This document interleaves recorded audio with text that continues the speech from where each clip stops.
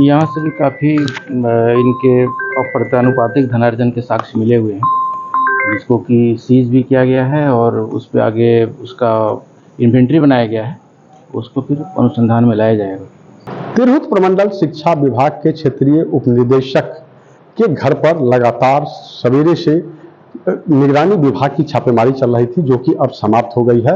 वहीं छापेमारी के बाद निगरानी विभाग के डीएसपी चंद्रभूषण कुमार ने बताया है कि कई ऐसे साक्ष्य मिले हैं जिसके आधार पर यह सिद्ध होता है कि इनके द्वारा अवैध रूप से धन अर्जित की गई है। और आप तस्वीरों के माध्यम से देख सकते हैं कि ऐसे में हमारी मौजूदगी मुजफ्फरपुर जिले के काजी मोहम्मदपुर थाना क्षेत्र में स्थित उनके किराए के आवास पर है, जहां सुबह से ही जो निगरानी विभाग की टीम थी उसके द्वारा इसी आवास के अंदर जो है वह कई घंटों तक छापेमारी की गई है। हालांकि सबसे पहले उनके आवास पर टीम पहुंची थी और वहां छापेमारी करने के पास उनके इस आवास पे जो किराए का आवास है वहां पे टीम पहुंची थी।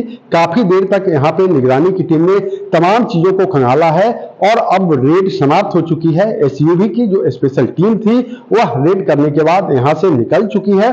वहीं रेड समाप्त होने के बाद जो निगरानी विभाग के डीएसपी थे उन्होंने साफ तौर पर कहा है कि यहां से कैश तो बरामद नहीं हुआ है, लेकिन कई ऐसे साक्ष्य मिले हैं जिसके आधार पर यह सिद्ध होता है कि इनके द्वारा अवैध रूप से जो है वह संपत्ति अर्जित की गई है। हालांकि अब यह जांच का विषय है और जो साक्ष्य मिले हैं उसके आधार पर आगे की कार्रवाई की जाएगी। पूरे मामले को लेकर निगरानी विभाग के डीएसपी चंद्रभूषण कुमार क्या कुछ कह रहे हैं, पहले उनकी बातों को सुनाते हैं।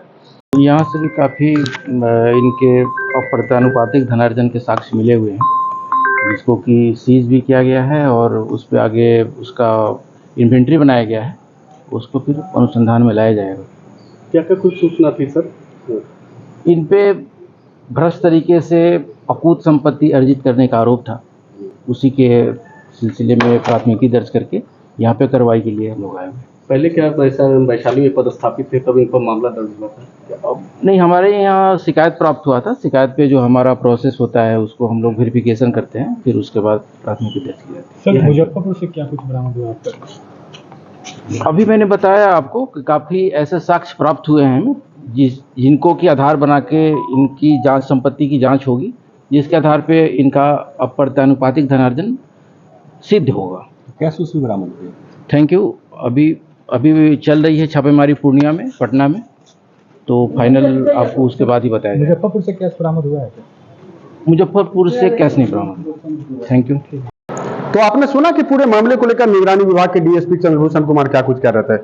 आपको बता दें कि भ्रष्टाचार के खिलाफ लगातार जो है निगरानी विभाग अलग अलग जिलों में छापेमारी कर रही थी और इसी क्रम में एक बार फिर अब तिरहुत प्रमंडल शिक्षा विभाग के क्षेत्रीय उपनिदेशक के यहाँ पर आज सुबह से ही छापेमारी शुरू हुई थी। सबसे पहले मुजफ्फरपुर में उनके कार्यालय पर छापेमारी की गई और फिर वहां के बाद उनके आवास पर, इसी आवास जो किराए का आवास है उनका, वीरेंद्र जी का, इसी आवास में निगरानी विभाग की टीम पहुंची थी और कई घंटों तक तमाम चीजों को खंगाला है। और इसके साथ ही पटना और पूर्णिया स्थित उनके आवास पर भी एक साथ छापेमारी की गई थी।